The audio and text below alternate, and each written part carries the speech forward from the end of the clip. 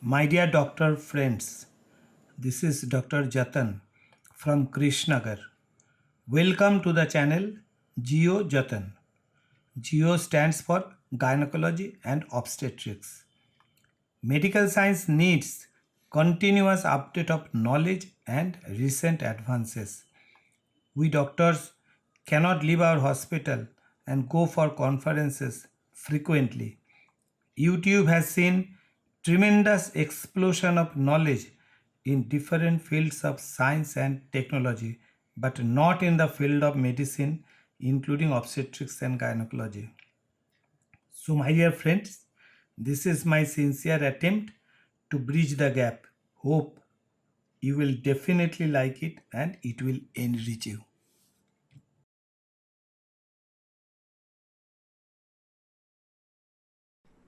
I am highly indebted to the textbook of Berek and Novak's Gynecology, Williams Gynecology, Clinical Gynecologic Endocrinology and Infertility, ACOG and RCOG journals. So the next subject of discussion is polycystic ovary syndrome, and it is the commonest endocrine disorder of the reproductive age women. Incidence is 5 to 10%, but it is increasing gradually with lifestyle change. It is a familial disorder inherited as a complex genetic trait and results from the interaction between multiple genetic and environmental factors. The association of amenorrhea with bilateral polycystic ovary and obesity was first described by Stein and Leventhal in 1935. NIH in 1990 suggested both hyperandrogenism, clinical or biochemical, and chronic anovulation as the diagnostic criteria. This is typically the FSH, LH, estradiol and progesterone level in a menstrual cycle of a normal ovulating woman, whereas the same FSH, LH, progesterone and estrogen level in a anovulatory cycle. Progesterone is at its lowest, then estradiol, then FSH, and LH level is high. Recommended Rotterdam criteria. Presence of two of the three criteria: ovarian dysfunction, amenorrhea or oligomenorrhea, clinical and or biochemical hyperandrogenism, and polycystic ovaries, and exclusion of other diagnoses. This classification ultimately leads to 4 phenotypes: hyperandrogenism with ovarian dysfunction and PCO morphology, all 3 features, or hyperandrogenism with ovarian dysfunction, or hyperandrogenism with PCO morphology, or ovarian dysfunction with PCO morphology. These are the 4 phenotypes.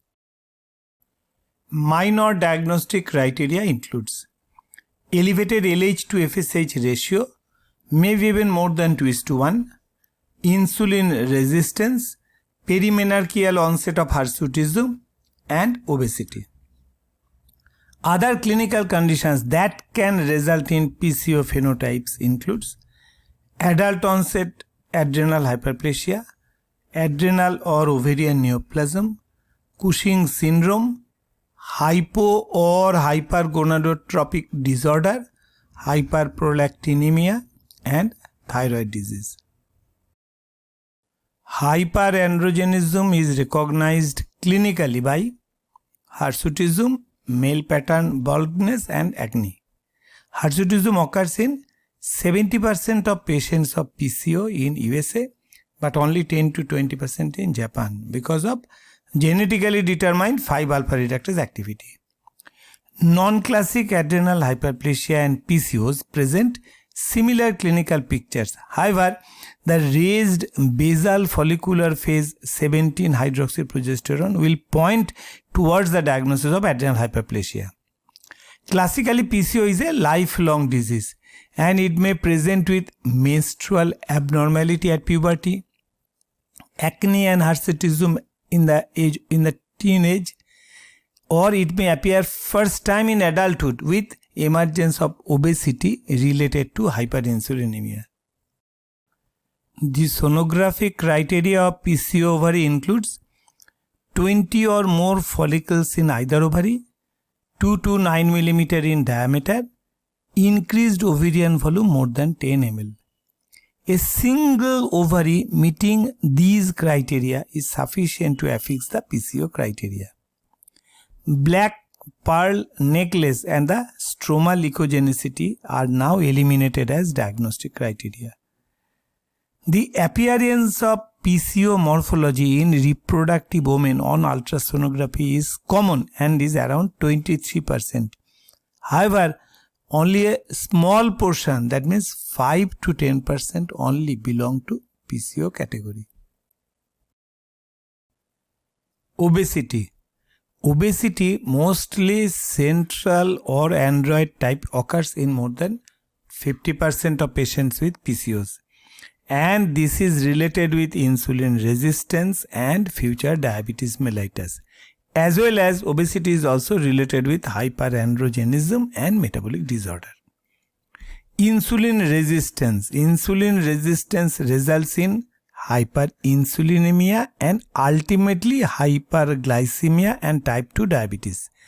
It is observed that nearly 1/3 obese PCO patients have already developed impaired glucose tolerance and nearly 10% have already developed diabetes. Even in non-obese patients of PCOS, the incidence of these two disorders are slightly increased than the general population. So, periodic screening of glucose tolerance in the form of fasting sugar and PP blood sugar is to be done for early diagnosis. Androgens can induce hyperinsulinemia. However, most evidence suggests that hyperinsulinemia is the primary factor, as GnRH suppression of ovary along with the ovarian androgen production does not reduce hyperinsulinemia. Hyperinsulinemia increases androgen level by increasing LH-induced ovarian thecal androgen production by acting on type 1 insulin-like growth factor receptors. It also inhibits hepatic synthesis of sex hormone binding globulin as well as inhibits hepatic production of insulin-like growth factor binding protein 1. Dyslipidemia. Dyslipidemia is common in PCO in the form of elevated total cholesterol, elevated triglyceride and LDL with decreased level of HDL and apolipoprotein A1. Other features of PCOS are impaired fibrinolysis associated with increased plasminogen activator inhibitor, increased incidence of hypertension over the years, and increased prevalence of atherosclerosis and cardiovascular disease. Ovarian pathology. The characteristic PCO appearance emerges when a state of anovulation persists for a sufficient length of time. Macroscopically, ovaries in women with PCOS are 2 to 5 times bigger. Cross-section reveals white, thick cortex and multiple follicles less than 1 centimeter. And microscopically, the superficial cortex fibrotic, hypocellular with prominent blood vessels, small atretic follicles and follicles with luteinized theca interna. Stroma may contain luteinized stroma cells. Pathophysiology of polycystic ovarian syndrome. The pathophysiology behind hyperandrogenism and anovulation of PCOS are probably related to the following endocrinologically active 4 compartments. The first is ovarian compartment. It is the most important and the major compartment for androgen production. Dysregulation of the CYP17 enzymes may be responsible. The ovarian stroma, theca and granulosa cells produce hyperandrogenism stimulated by LH. The total testosterone level in the PCOS are usually less than twice the upper limit of normal. The normal is 20 to 80 nanogram per deciliter, and mostly it is ovarian origin. The relation with ovarian production are testosterone level correlates directly with the LH level. CYP17 dysregulation makes the ovaries more sensitive to gonadotrophins.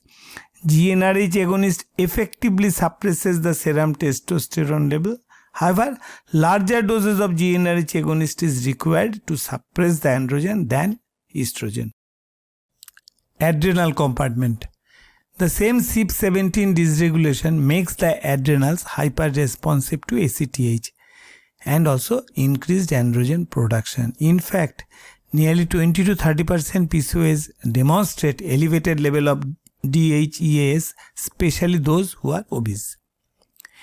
Peripheral compartment. Peripheral compartment includes skin and adipose tissue, and its role in PCOS are: the amount of hirsutism is related to 5-alpha reductase activity of the hair follicle. The amount of aromatization is increased with increased aromatase and 17-beta hydroxysteroid dehydrogenase activity of the fat cells and also by the fat mass.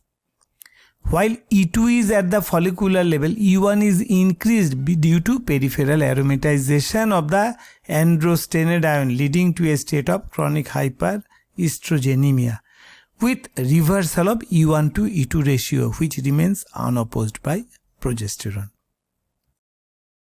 The fourth compartment is hypothalamic pituitary compartment. It also plays some critical role.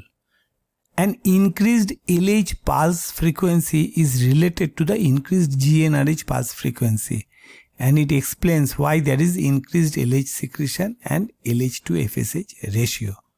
FSH is not increased along with LH due to negative feedback from chronic hyperestrogenemia and normal follicular inhibin. 25% patients of PCOS may reveal mild hyperprolactinemia due to feedback of hyperestrogenemia on pituitary gland. These are the hypothalamo-pituitary event. Genetic background. PCO is a complex multigenetic disorder and involves the following genetic groups. These are under research: IR-related genes, genes related to androgen biosynthesis and action, genes encoding inflammatory cytokines, and other candidate genes. Insulin resistance. Polycystic ovarian syndrome is frequently associated with insulin resistance and hyperinsulinemia.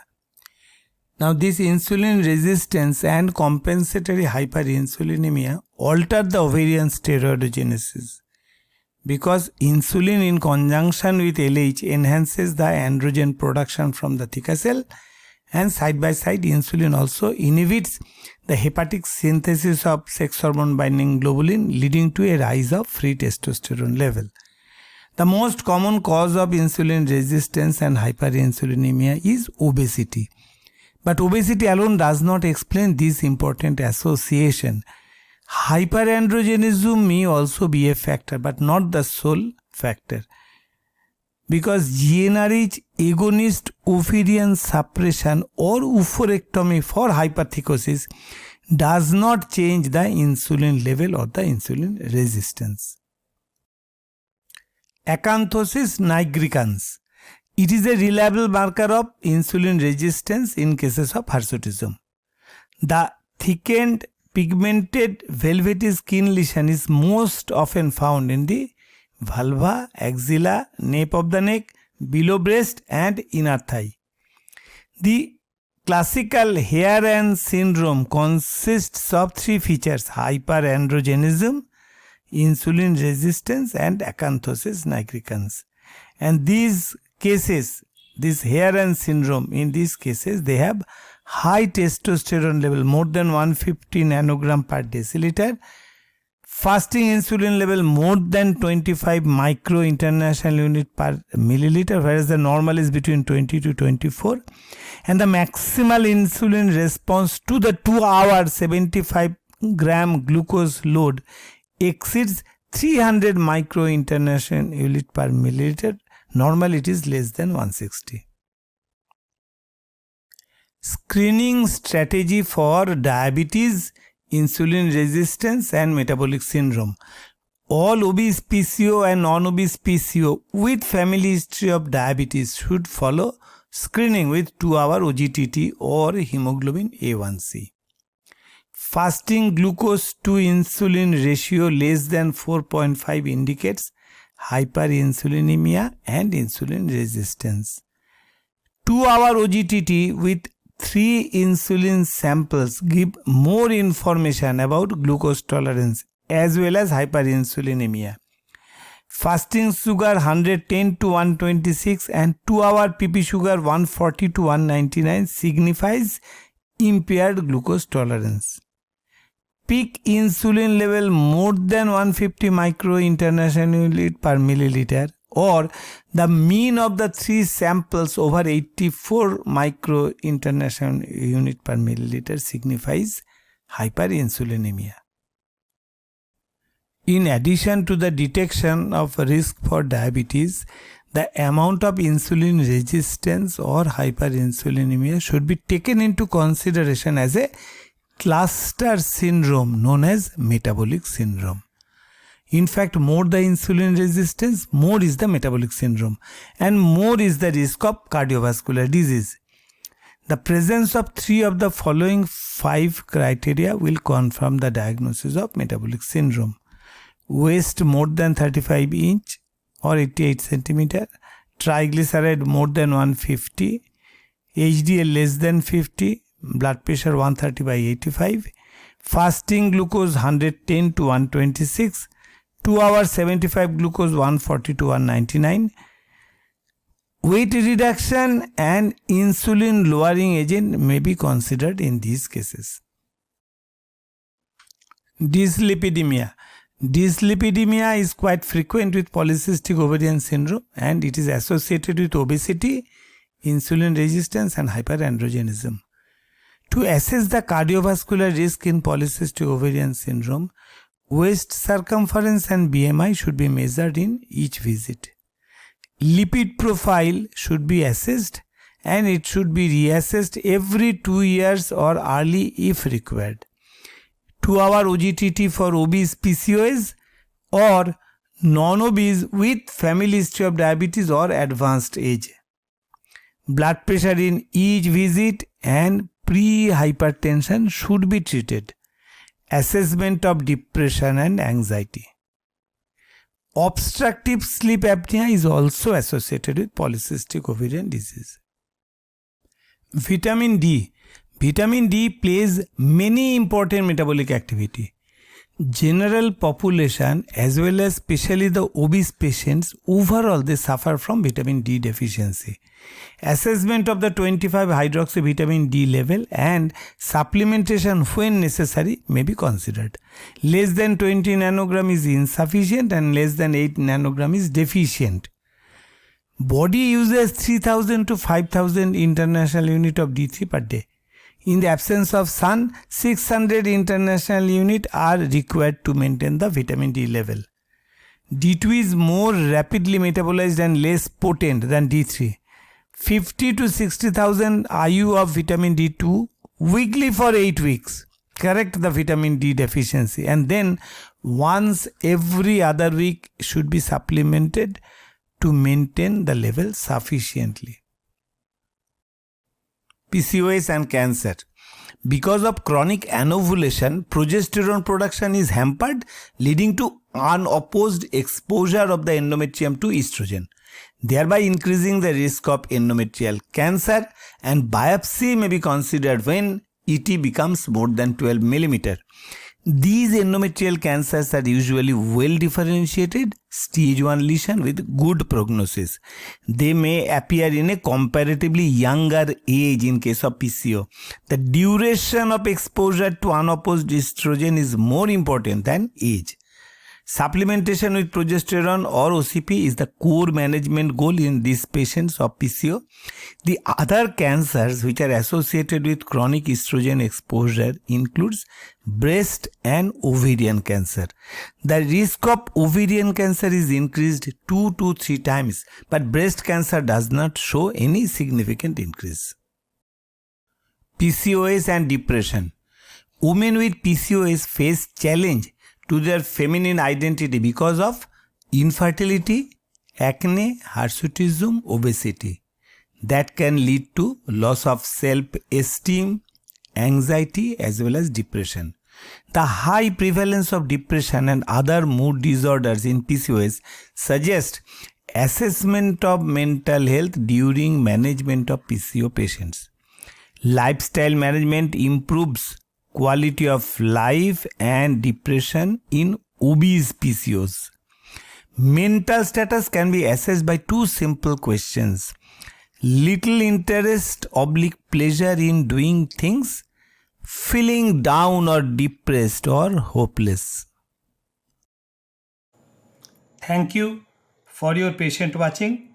If you like the video, please subscribe. Namaste.